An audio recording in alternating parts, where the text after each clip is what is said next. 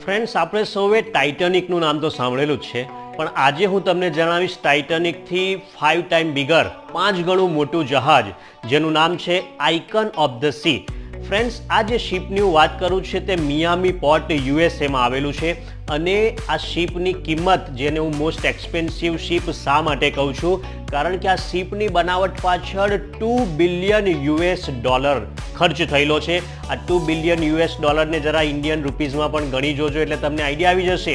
આ શિપમાં મેક્સિમમ 7,600 જેટલા પેસેન્જર મુસાફરી કરી શકે છે અને આટલા મુસાફરો તો આપણા ગામમાં પણ નથી હોતા. અમુક ગામની વસ્તી પણ આટલી નથી હોતી જેટલી આ શિપમાં વહન પામે છે. એની એમ્યુનિટીઝ એટલે કે ફેસિલિટીની જો વાત કરું તો એમાં વોટરફોલ આવી જાય છે, વોટર પાર્ક આવી જાય છે, આઈસ સ્કેટિંગ, થિયેટર અને બીજી એવી કેટલીક ફેસિલિટી જે આપણને ખૂબ જ રોમાંચિત કરી દે છે. આમાં વપરાતું બળતણ જે છે તે LNG છે અને એની સ્પીડ 41 કિલોમીટર પ્રતિ કલાક